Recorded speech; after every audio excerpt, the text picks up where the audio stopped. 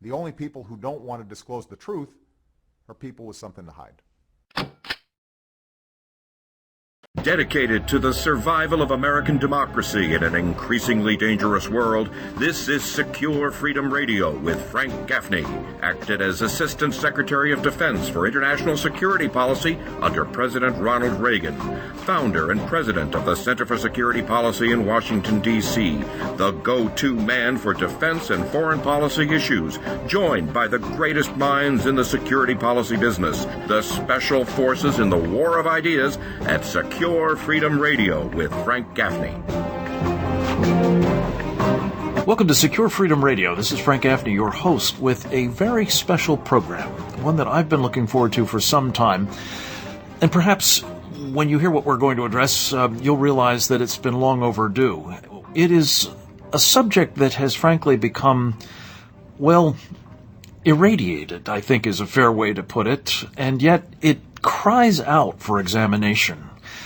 Some have derided those, like our guest this hour, for having the temerity to even ask questions about it. And I myself, I will confess, have an open mind on it. I'm interested in knowing the facts and will follow them to the best of my ability, and hopefully with the help of our guest, to the best of her ability, wherever they lead us. So without further ado, introduce an old friend of our program and a member of our Team B2 working group on Sharia, the threat to America, a nationally syndicated columnist, a star of stage and screen, I'm happy to say, Diana West.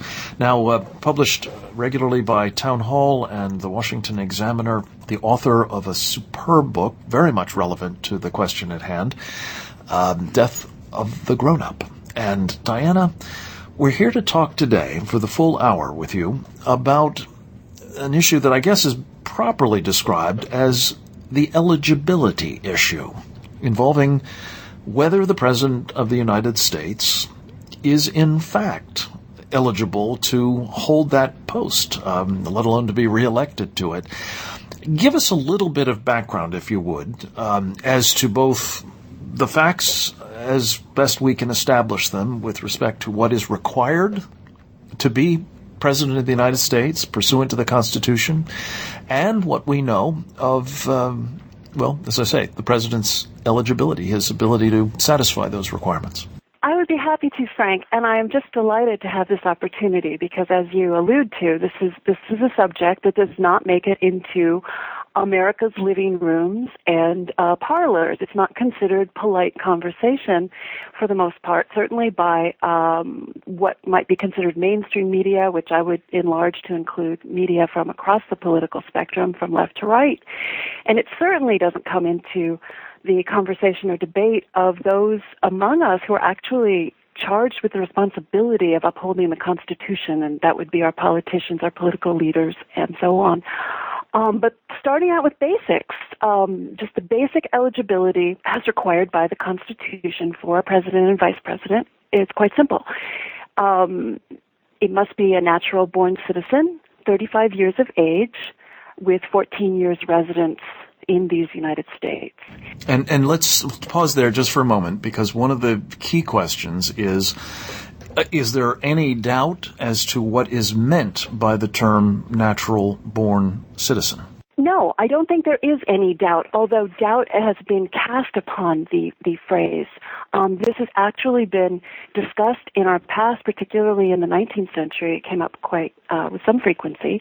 And the very famous case of Minor is usually cited as giving us our bellwether definition, which is a citizen born to two American citizens, citizen parents. So it's not enough that they've been born here.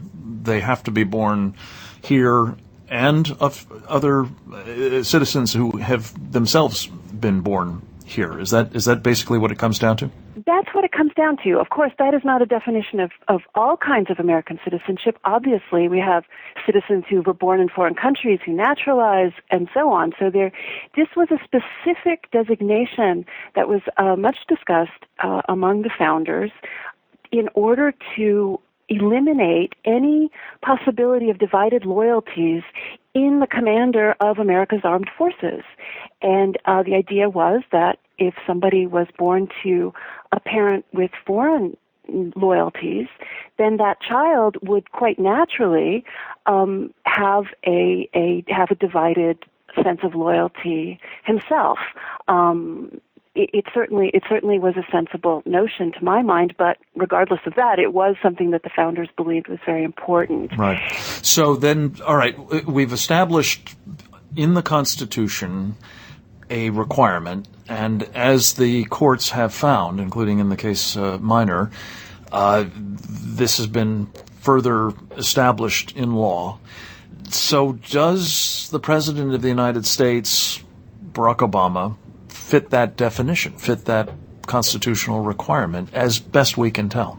No, quite by his own admission, his own life story as we know it, he obviously cannot fit that because his father was born a British subject in Kenya. And so quite apart from where he himself was born, quite apart from where he himself this other was born. natty detail, Yes. which is not in dispute, as best I can tell, that his father was not a U.S. citizen, natural-born U.S. citizen. Okay. So that's your basic constitutional question of eligibility. This has come up in scores of cases in the last 4 years, or 3 years plus, across the country. The reason, again, Diana West, that we're hearing about these cases is that people in various walks of life in different locales have challenged the eligibility of the president on I guess, various grounds. But yet we almost exclusively have heard about this framed in terms of where he himself was born, which is, of course, a matter of some dispute. But there isn't really any dispute about his parents, is there? Right. There is no dispute about his parentage. The dispute comes in the reading of the natural-born clause in the Constitution, which would seem to have been settled law, but it has not been so, and there have been tremendous polemicizing against the traditional reading of the natural-born clause that we've seen in the last several years. Polemicizing is a fancy and very charitable term for this. We'll discuss in a moment what this has actually entailed, including a lot of invective and hateful,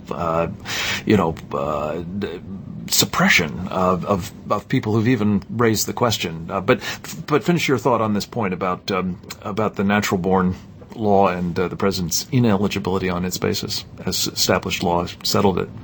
Well, what we've seen is a series of judicial cases where judges have actually declared President Obama to be natural-born based on zero evidence or evidence that is very much contested. So the courts are not addressing themselves to the facts of the case, to the evidence that's being presented. And there is an interesting case coming up next week in Florida. Larry Klayman is representing some citizen plaintiffs there, and he is presenting the case that the president must have two citizen parents, as hearkening back to the case we mentioned earlier, Minor. And the judge in this case, Judge Terry Lewis, has already noted in discovery that while the plaintiff's attorney has case law with his argument, the Obama attorneys have no case law. They have not cited any justification for their argument that the president is indeed natural-born and qualified to be president. So that will be interesting to see what the Obama team brings to the table next week. Yeah. You've written... If it's covered. If it's covered. It will be covered. Yeah, if it's covered at all, it will be covered, I'm quite sure, by you, Diana West. Let me Yes. just say, you've written a column just today about some of the past representations of the president's lawyers in cases like this, in which, even at the appellate court level, and I guess for that matter the Supreme Court level, there's not really been an argument on the facts. There's simply been a contention that this is somebody else's business, never mind. Nothing to see here, folks. Keep moving along. Keep moving. Yeah. Yes. And I guess really what I want to say about this, Diana, is that I'm interested in pursuing this, as I know you are, out of a sense of a commitment to our Constitution and good governance, which we are supposed to have pursuant to it. And if, in fact, any provision of the Constitution is being abridged or disregarded or in this case perhaps mutated beyond recognition, it raises questions about the entire enterprise and where we will be going as a nation. We'll be pursuing that momentarily at greater length with Diana West, nationally syndicated columnist, hero of the Republic as far as I'm concerned. Specifically, we're going to talk about in the next segment, where are the documents that might shed light on these very important questions, including where the president himself was born. More on this and that with Diana West straight ahead.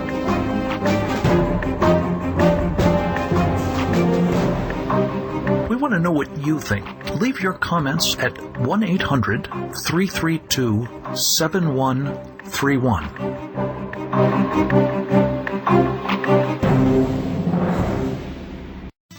My name is Sunday Hollis, and I totally lost the cravings for sweets. I totally lost the cravings for bread, even meat. And some people, you would see people say, oh, well, you're eating a salad because you're trying to diet, but you just don't have a taste for any of the junk anymore. And it is so, so, so true. I'm thinking this is something that the celebrities are using. They're just not giving the meta system the credit for it. I've tried everything under the sun, and this is the only product that I have even called the company and asked them, could I sell it for them? This is a product where you can actually use the word awesome.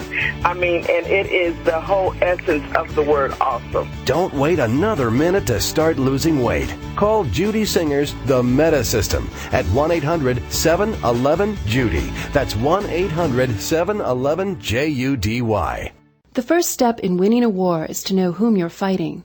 9 years after 9/11, the U.S. security establishment has failed to tell us. The very words we need to describe the war are being outlawed. We went from the war on terror under Bush to the war on man-made disasters under Obama. Neither identifies the threat doctrine behind the aggression, Islamic Sharia law. That's why the Center for Security Policy assembled Team B, an independent group of national security professionals, including Bill Clinton's Director of Central Intelligence, James Woolsey. The result is a book that challenges the assumptions of the current administration and exposes the supremacist nature of Sharia and the jihad its adherents are obliged to engage in.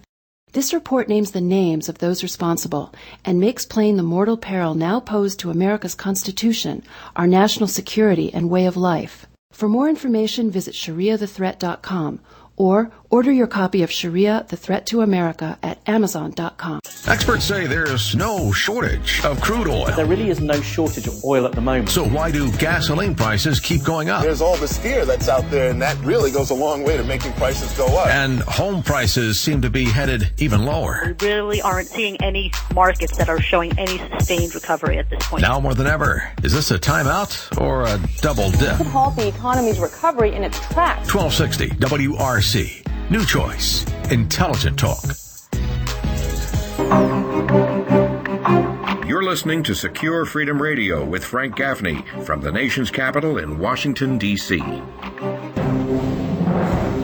We're back, joined once again by Diana West, a colleague of great esteem as far as I'm concerned, a woman who has courageously taken on all kinds of difficult and, in some cases, unpopular questions, and done so with a verve and a clarity of thought that I always find bracing and most welcome. And I'm delighted to have been able to persuade her to spend a full hour with us today talking about an issue that isn't being given anything like the attention that it needs to be by, well, the mainstream media, and for that matter by our political leadership, namely the thorny question of whether Barack Obama is indeed eligible to be president of the United States. And Diana, before the break, we talked a bit about what the Constitution requires, and you established under case law of many years standing,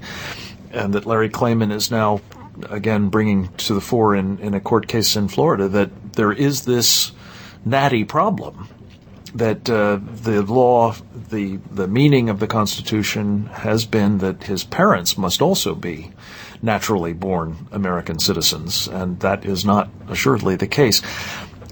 On so many other points involved in this issue, however, for example, where the president himself was born, there seems to have been, a lack of documentation, to say the least, to put it, again, charitably. What's going on with that? Well, this is where things get really fascinating because we're looking at a great unsolved mystery. In fact, this is the greatest mystery, the greatest potential crime in all of American history, because what we are looking at is a president of the United States whose documentation has not been presented, vetted, corroborated, just given a straight story on to the American people. And that is kind of as far as the story goes and as far as the story has to go in order to arouse every American's curiosity and every American's deep and abiding interest in seeing this to a conclusion that can prove Barack Obama to be exactly as he says he is or to prove some other story. We have no idea what it might be. And I think I would like to preface my remarks in saying that having followed this case as best as I can as a journalist, I do not know I do not even have a very strong theory as to what the documents may indeed tell us. I have various theories, but I am not wed to one, and I certainly don't see a narrative that we can cling to, that we should cling to in trying to solve the mystery. But the mystery must be solved, and it does begin with the fact that we have not seen any paper on our president. And that begins with the birth certificate, which one would think is the most innocent, inoffensive document a human being can have because you've absolutely done nothing wrong and you have no points to fear disclosing. But this was not released to the American public until we get to last year. And I think maybe we should start our story with April 27th, 2011, when with great fanfare, the White House placed online an image of what is purported to be Barack Obama's complete, what they call long-form birth certificate. Right, which had not been in play, despite many, many efforts to elicit it from the administration, from the campaign, for that matter. And much money. As I recall, this was in part in response to sort of the prodding or goading, if you will, that Donald Trump had been engaged in a very, very high-profile way. So he rolls out the long form, and what do we know about it? Well, it was a very interesting moment because Donald Trump at that moment, if you can imagine, Donald Trump was actually the undeclared GOP frontrunner at that moment of April 2011. And we also had a book by... As it happens. Yes, and we also had a book at the top of Amazon, an unpublished book by Jerome Corsi called Where's the Birth Certificate? This was absolutely starting to suck in media attention as it had never had before. Voila. We get this online unveiling. Online, again, this weird kind of online unveiling. And I would like to just read one question from the presidential press conference, the White House press conference of that day, when a reporter said very, very sheepishly on being presented with a copy of what was online, everyone was given out their own little copy, he said, and this is going to sound, you can just anticipate what people are going to remain unconvinced. They're going to say, this is just a photocopy, a piece of paper. You could have typed anything in there. Will the actual certificate be on display or viewable at any... And then he is drowned out by laughter. So the notion that actually someone should vet, touch, have somebody investigate the bona fides of this image was the subject of derision and laughter inside the White House press corps. And I think that really sets the stage for every development since. And they have come thickly since then. Well, let's again visit at length about this suppression of the kind of obvious questions that arise, Diana West, in a moment. But just stay with getting, again, what we know, or what we know we don't know, maybe, on the table. The United States Senate, as I think you've pointed out, affirmed formally that John McCain, who also had some people questioning his bona fides in this department as an eligible presidential candidate during the last election cycle, on the grounds that he had been born in the Panama Canal Zone, albeit of two naturally born American citizens, to be sure. The Senate affirmed that. They didn't affirm Barack Obama's eligibility. Did anybody remark on how peculiar that seemed?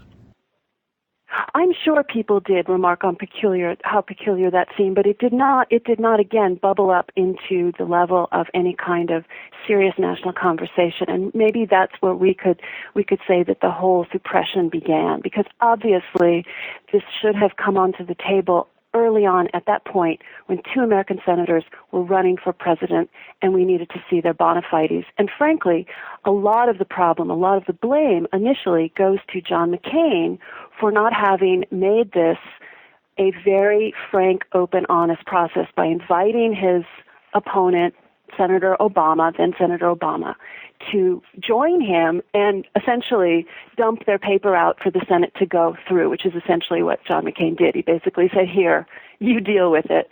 And they went through it and found, that he was indeed eligible. And Barack Obama did not.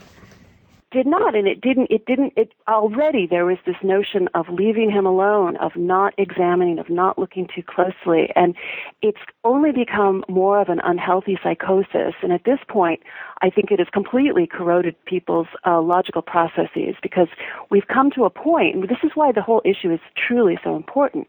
We've come to a point where we are accepting the word of authority rather than evaluating evidence.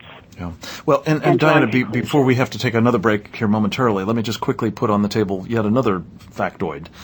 It has been revealed recently by our friends at the Breitbart Empire that Barack Obama's own agent promoting his first book did so for 16 years on their website, advertising that he was born in Kenya. And that was not changed, as I understand it, until he was a month or two into the presidential race in 2007. Again, that's correct. What's up with that? Well, again, we can't definitively claim to know the answer. It's not asked. It's not the people who have entree to the president at these in the White House press corps don't ask the question. His colleagues in political circles don't make the point that this needs to be discussed and settled once and for all. But Diana, yes. Again, we're going to come back to why that is. But the point is that the press agent or their shop is apparently saying, well, it was just a mistake that he was, of course, born in Hawaii, and that's been now changed. But again, and we'll come back with one other bit of detail on this momentarily. It raises so many questions about why this peculiar set of circumstances persists and isn't being clarified by the president himself. We'll be back at it momentarily with our guest, Diana West, author of the marvelous book, Death of the Grown-Up, and one of the most courageous women I know. Straight ahead.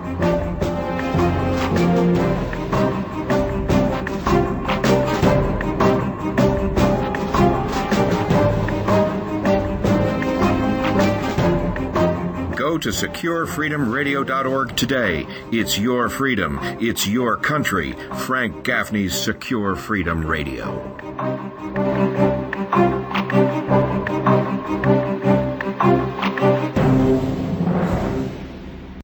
Hi, NBA forward Kevin Durant from the Oklahoma City Thunder. Here with Bugs Bunny and Daffy Duck to remind you to get moving every day. Because when you get moving an hour a day, you'll have more energy to do the things you like to do. Then that's a slam dunk. Whether you like to shoot hoops like me, skateboard, ride a bike, or dance on your roof, just move it your way. For an hour a day.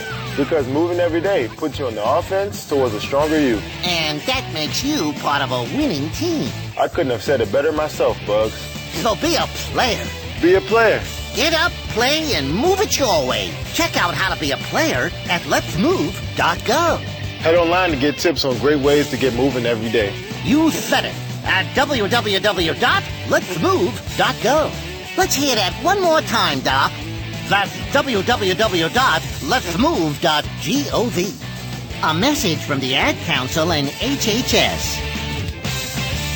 For decades, the Democratic Republic of Congo has endured economic collapse, poverty, and war. More than 3.5 million people have died in the conflict. Today, rebel forces continue to wreak havoc in the eastern Kivu provinces. The International Rescue Committee estimates that 30,000 children have been recruited as soldiers and thousands more have lost their parents. Most of these children lack the most basic level of goods, security, and most especially clean drinking water. Yet, there is a well of hope coming to eastern Congo in a village called Uvira. Washington, D.C.'s National Community Church is partnering with Global Outreach to bring a water pipeline to the Congo for Christ compound, an orphanage for children who have lost their parents to war and AIDS. Building a clean water source will sustain the school, provide for the children, and hundreds more in the village. Go to www.waterforcongo.com. Learn about the work of Global Outreach and give. You can be part of the community in Uvira, and like a well, you can be a source of hope and life. www.waterforcongo.com.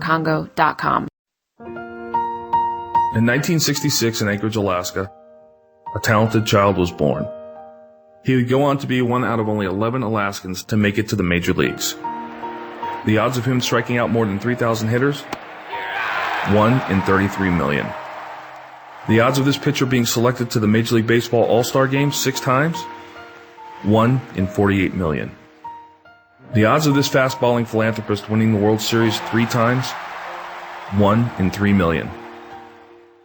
The odds of this man having a child diagnosed with autism? 1 in 110. Hi, I'm Kurt Schilling. Learn the signs of autism at autismspeaks.org. Autism is getting closer to home. From 1 in 5,000 only 20 years ago, today 1 in 110 children are diagnosed. Early diagnosis can make a lifetime of difference. Autism Speaks. It's time to listen. Brought to you by Autism Speaks and the Ad Council. Major League Baseball trademarks used with permission. What are you doing? Filling out a loan application. I can help you get approved, you know. Really? How? With this. A bag of sand? It's not a bag, it's a pouch. And it's not sand, it's credit fairy dust. Credit fairy dust? Yes, I sprinkle some fairy dust on the application, and your credit rating magically improves.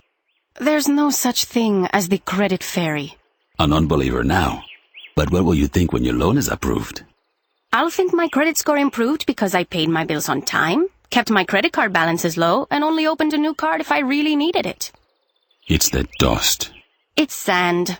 Don't deny the credit fairy. There's no magic to improving your credit, but there is help, and it's free. Go to creditfairy.org. A public service announcement brought to you by the Consumer Bankers Foundation, the Leadership Conference on Civil Rights Education Fund, and the Ad Council. Hi, this is Frank Gaffney. You're listening to Intelligent Talk on WRC 1260 in Washington, D.C. Now more with Frank Gaffney. Welcome back. We're joined once again by Diana West, syndicated columnist, author, commentator, brilliant analyst, and as I said before the break, one of the most courageous women I know. I'm going to clarify that. One of the most courageous people I know, and her courage is much in display in her willingness to ask some of these hard questions that need to be asked concerning the eligibility of the President of the United States to be our President, our Commander-in-Chief. And Diana, one of the other things that also has come to my attention, and I can't remember where, but maybe you can recall for me, is that in the campaign to become a United States Senator, the issue arose as to the fact that he was not born in the United States, and he said something to the effect that, well, it doesn't matter. I'm not running for president. You don't have to have been born in this country to be a senator. And that, at least implicitly, it would seem to me, suggests that the press agent about whom we spoke before actually had it right and was, of course, using the authorized explanation of where he was born. And you've addressed this, as has Mark Stein, I think, recently in a terrific piece of his own. Again, what's going on here, Diana West? Well, there's any number of anecdotal pieces to this puzzle. Now that one's quite good because it comes from Barack Obama himself. But we've had, for example, a mailman who delivered mail to Bill Ayers' parents' home in Illinois has attested on a sworn affidavit that Mrs. Ayers discussed Barack Obama and how excited she was at helping him with his education as a foreign student. Again, another little piece. Recently, an ex-Marine has come forward and discussed a conversation. He says he's 99% sure that it was Barack Obama in the very early 1980s that he discussed in Hawaii the fact that Barack Obama told him he wanted to be president, and he also told him he was born in Mombasa, Kenya. So we have just a variety of these funny little stories, not least of which would be his own grandmother saying that she saw him being born in Kenya, that would give credence to that story. The whole thing is such an enduring, and I think you say it's courageous to ask these questions. I find the story like eating peanuts. It is fascinating. It is tremendous. Can't fun stop. To cover Can't this help story. yourself. Can't stop. Yeah, especially when you see so many people are stopping. But again, before we come to that piece of this and how it sort of fits into your narrative of the death of the grown-up in this country and what perilous state we might be in with respect to our fundamental freedoms and Constitution. Just stay with me one more. I've had people who are probably likely to find most of what we've just described about Barack Obama, what is known, what has been documented, as pretty persuasive, but for one thing, namely that on the day he was born, there was a birth notice published in the Honolulu Gazette or whatever it was. And that seems to them to have been, proof positive that he must have been born, as he now maintains, his agent now maintains, in Hawaii. And again, just to recall, folks, as we described at the beginning of the program, that wouldn't be sufficient to ensure that he is eligible to be president of the United States, because according to established case law, he actually has to have two parents who are also natural-born citizens. But Diana, just respond, if you would, to that particular question. What explanation could there be for this birth announcement in the Honolulu papers? So much the perfect question, Frank. That is, if your listeners take away one thing, this is the most important point that has come out. The truth of the matter is, and this comes from the investigators of Sheriff Joe Arpaio's cold case posse, they found, and they say they have proof beyond a doubt, that those 1961 newspaper announcements ran in newspapers that regularly also announced the births of foreign-born babies as well as native-born babies, and that the posse also has documented evidence of two adopted children who were 3 years old before their, quote, birth announcement made their way into the newspaper, all of which proves that showing up as a welcomed arrival as a baby did not suggest any other fact pertaining to where you were born, how old you were, anything. So in terms of using that as the anchor against this terrible story, really, but just sort of the thing people like to cling to in pretending or trying not to follow the trail of fraud further. The newspaper announcements are absolutely useless because they were by no means any kind of ironclad guarantee of a native-born child or even a child born at the time of the announcement. Okay, Diana West, I want to drill down on this point with you because I have not been following this terribly closely. As I said earlier, this is not something in which I have steeped myself, and I'm ashamed to say. I think you have much more so. And yet it is important to all of us who care about our national security, our well-being as a people, to ensure that there is good governance in accordance with our Constitution. And the questions that you've been raising are very, very troubling in that regard. Tell us a little bit more about this Sheriff Joe Arpaio and his cold case posse. He has been vilified, as we'll be talking momentarily more about, have most people who've had the temerity to challenge any of this. What else have they found? And maybe go back for a moment to what they found about that long-form birth certificate. Yes. Well, Sheriff Joe Arpaio, I think, was fairly well known as a very brave and strong upholder of American law regarding immigration in particular. He came to national attention in the last few years for his police work in Arizona, Maricopa County, where he, I believe, is the 5-time elected sheriff. Before that, he had a long career, I believe, at the DEA, as a DEA official. He is an American hero, and he is tough as nails. John Wayne could have played him when you watch that press conference. He will not back down on the facts as he has painstakingly gathered them with his group of, I believe, 5 investigators, 2 investigators, 3 lawyers. It might be backwards. It might be 3 investigators and 2 lawyers. And I would say they had 3 key findings. This would come on the March 1st, 2012 press conference that I guarantee you, your listeners' media, local media and national media, did not cover. And that to me is just such a crime, such a crime of history.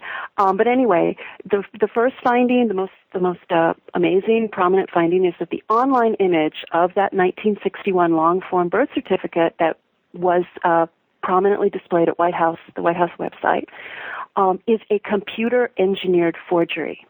That is their conclusion. They believe that it originated on a computer, not in 1961 as a document that was then scanned into a computer. And for interested listeners, the entire press conference is available on YouTube, which includes their own illustration of the tests, of the computer tests that they ran on the online certificate and on a control that they created to see what would happen in terms of how a scanned document. So this was a rigorous forensic analysis by professionals in the business. Mm-hmm. Okay. And their finding is that it's a forgery.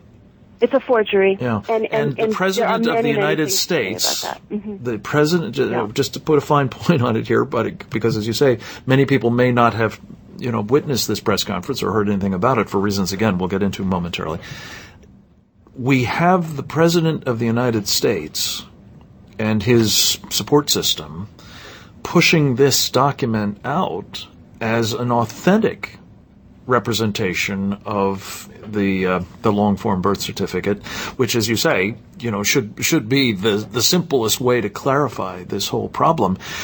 It certainly, it seems to me, Diana West, and I gather it seems to you, stinks to high heavens that this particular data point, to say nothing of all the other ones that we've talked about, is with us.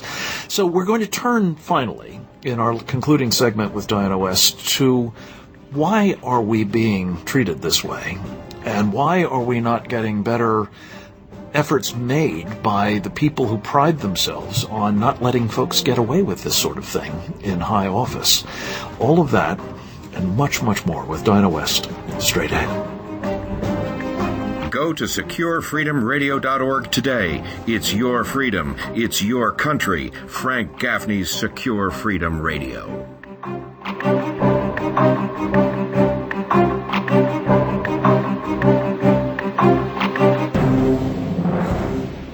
I was able to lose the 80 pounds I gained due to pregnancy. It was pretty easy to eat whatever I wanted and not think about it. The Meta System from Judy Singer has been helping make weight loss easier for a quarter century. My husband's grandmother used it 20 years ago to lose weight for a wedding and said it was the only way to go. The Meta System also has an excellent support staff. They were very supportive. The first time that I ordered the product, they called me and suggested that I order a lower dosage to begin with. They didn't want me to jump the gun right off the bat, and it was nice to know that they actually cared. And the weight loss is so dramatic, people wonder. With the Meta System, I've got many questions about how I managed raising a baby and working full-time and lose the weight and eat whatever I wanted. People who use it recommend it. I suggested the Meta System to my mother, and she has lost 30 pounds. Learn more about weight loss with Judy Singer's The Meta System by calling 800-711-JUDY. 800-711-JUDY. The Meta System from Judy Singer, the powerful all-natural way to lose weight. 800-711-JUDY. Hey, this is Frank Gaffney. My day job is running the Center for Security Policy, which each weeknight brings you this program. But Secure Freedom Radio is just one of the important contributions the Center makes to the common defense. We call our team the Special Forces, in the war of ideas. Like the real Special Forces, we strive to be agile, creative, and highly effective in identifying threats to our country and how they might best be countered. We can't do all this without you, though. Also, like the real Special Forces, ours need ammunition. And in the war of ideas, ammo is money. The Center is a non-profit, tax-exempt organization. Contributions to its work are tax-deductible and an important investment in your security and freedom. Find out more about the Center for Security Policy and how you can help keep its Special Forces team in the fight by visiting securefreedom.org. Many thanks. If your walls could talk, what would they say? I have held the same mirror for 13 years. I have been decorated with purple dinosaurs, baseball teams, and football helmets. I have witnessed 33 Thanksgiving dinners and 1 wedding proposal. I have tiny notches marking the growth of 3 children. I have caused a learning disability. I am the reason that a 5th grader simply can't sit still. I am responsible for a 5-year-old's rage.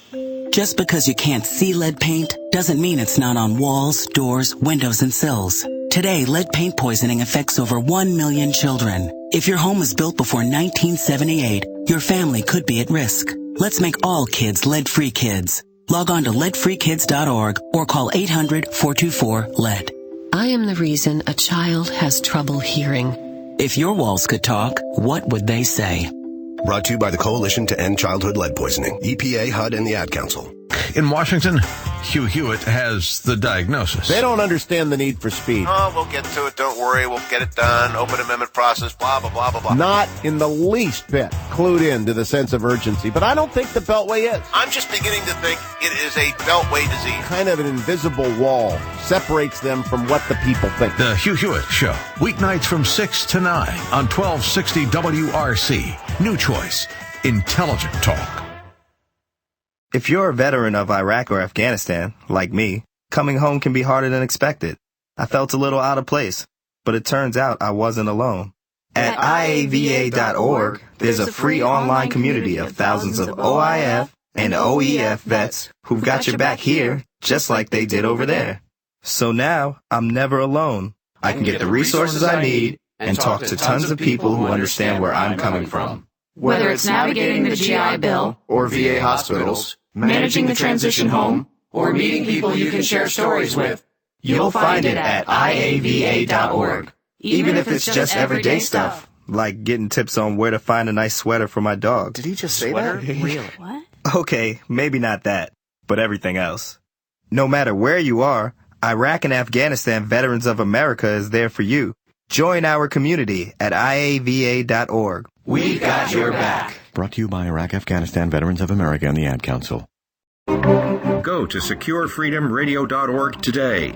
It's your freedom. It's your country. Frank Gaffney's Secure Freedom Radio. Welcome back. We are joined for our final segment with Diana West. Before we turn at long last to the promised drill down on how on earth the President of the United States is getting away with all of this, if any of these facts are true, and I think obviously many of them are, if not all of them, let alone if all of them are true. Let me just ask you to put one other piece of evidence into play. Sheriff Arpaio's cold case posse found some further evidence of, peculiar findings, shall we say, about the Selective Service record of this president. Yes. Just to put it very briefly and bluntly, they determined that the Selective Service registration card, which again materialized before our eyes as an online image during the campaign in 2008, is also a forgery, a concocted document. And they also have provided, again on YouTube, their hypothesis of how it was created, and they actually go through a physical creation of a document that looks like the Obama registration card, which boils down to a very strange-looking postmark, and they take you through why they think that's a forgery. It's very stunning information, and what they tried to do was go to the Selective Service Registration Department in Washington and examine the image in person, and they have been denied. Yeah. They have been denied that. Let's then cut to the chase here. As you say, we have here a series of efforts made to stonewall, to deny access to records in the school years and other periods of Barack Obama's life. We have apparently, at least allegedly, 2 forged documents that have been provided by his immediate coterie. Why on earth, Diana West, are we not hearing more about this? Tell us, among other things, about your own personal experience in trying to bring some of this information to light, or your analysis of it, at least, to light. Yes, well, I have outlets that have carried my column for years who have informed me of essentially a blanket blackout on anything I write pertaining to the Obama eligibility story, which includes courtroom cases, covering courtroom procedures, covering Sheriff Arpaio's investigation, other newsworthy aspects of this ongoing saga. They just will not run it, and it's extremely disturbing to me for what it says about everything, about our journalism in general. I know of other writers who have been discouraged from covering it by their employers. You mentioned in one of the earlier segments the experience of this hapless person in the press corps who was essentially jeered into silence and hasn't evidently brought it up again since. So we have an active suppression of this kind of evidence and information on the part of the very interested parties in the White House now. But what is motivating these organs that are, ostensibly, or at least have in the past, found your materials, for example, sufficiently well written and provocative and thoughtful and informative to run them, but won't? And draw from that, if you will, the larger picture of why is this information being suppressed by, the Fourth Estate, the press that is supposed to be a critically important part under our system of government of keeping people honest. Yes. I can't answer the question with true knowledge because I honestly don't know, but I think that the implications are very strongly underscored and important for people to understand. We are not operating in a free society at this point when you have news organizations and very large news organizations, the largest in the country, living and operating in fear either of investigation, for example, FCC investigation, I've heard, is one threat that comes down, in fear of losing, quote, access, which is much too valued in Washington. People are much too prey to that sort of blackmail. Again, ridicule, ostracism. I mean, these kinds of things are what you expect to find in an authoritarian or dictatorial society, not a free republic operating with the First Amendment protections. We are not operating under those free country protections any longer. And people it's a kind of self-censorship, in part at least, in response to these outside pressures. Yeah.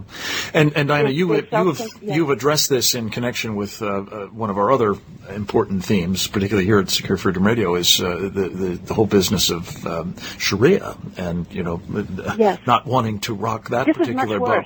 Yeah, in a way it really is. Tell me, just coming back to Sheriff Arpaio for a moment, am I right that he has been directly threatened, or not just threatened, but is now under active investigation by the Justice Department? I'm sure that they would argue, well, this has nothing to do with, his involvement in trying to find the truth out about the president's eligibility. But do you think this is an accident, comrade, as the Soviets used to say?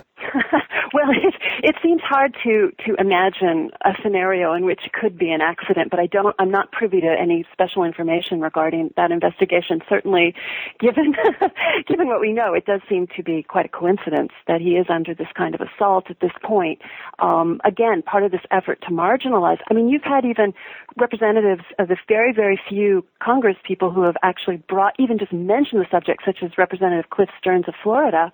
He merely mentioned the notion of examining the evidence pertaining to Obama's eligibility, and they came down on him like a ton of bricks with the White House Communications Director, Dan Pfeiffer, who was one of the presenters of the online image last year, actually tweeting about it, calling into question his eligibility to conduct Solyndra hearings. I mean, the whole thing is so incredible. It's fantastic. What it is it seems to me reminiscent and redolent, really, of how totalitarians suppress the truth. And we interestingly enough had on earlier this week, Diana West, Paul Kenger, who, as you may know, is the author of a forthcoming book called The Communist. Frank Marshall Davis, The Untold Story of Barack Obama's Mentor. And this follows any number of other books. Aaron Klein's comes to mind about, you mentioned Bill Ayers as one of them, obviously Jeremiah Wright, Rashid Khalidi, and others who were very formative influences on this president. And what they have in common, really, is a ruthlessness with respect to suppression of unhelpful information. Saul Alinsky was, I guess, the past master of it. Freeze, fix, and Lenin. And Lenin before him, of course. So, Diana, we've got 2 minutes left. Summarize, if you would, where we are at the moment and what independent-minded people who love this country and take seriously their responsibility as citizens should be making of it and doing about it. I think that we are in a very dangerous state. I have had many people tell me, including journalists, tell me that they are afraid to report the facts of this story because they believe it will lead to violence in the street, which to me suggests we are no longer, again, living in a free society. We're living in fear, in kind of a thugocracy, if that's how we're operating. And I would urge people, I think that everyone has a very important role to play in terms of notifying Congress that this must be investigated. There is actually, I believe, a petition out there that was sponsored by WorldNetDaily.com, which has done yeoman work on this whole issue, trying to bring Congress to its responsibility, because again, I think that's where this must end up. This must end up in a congressional investigation of the documentation of Barack Obama. And people across the country can light up those phones and give the congressmen some backbone, which sorely they are lacking. And it's very important that people care about this issue in order to bring it to any kind of conclusion or resolution, and just to bring the ship of state back to a steady course, because this is not a functioning or healthy nation if we cannot even know the identity of our president. Amen. Diana West, we have to leave it at that. I also would commend to you a book that you mentioned earlier, Where's the Birth Certificate, by Jerome Corsi. Check all of these sources of information out, and of course Diana West's superb syndicated columns and Death of the Grown-Up, and do your part. Our country's at risk. Thanks for joining us. We'll be talking with you again next week, same time, same station. Until then, this is Frank Gaffney. Thanks for listening. We want to know what you think here at Secure Freedom Radio. Leave your comments or questions for us at 1-800-332-7131. From the nation's capital, you've been listening to Secure Freedom Radio with Frank Gaffney. The only people who don't want to disclose the truth are people with something to hide.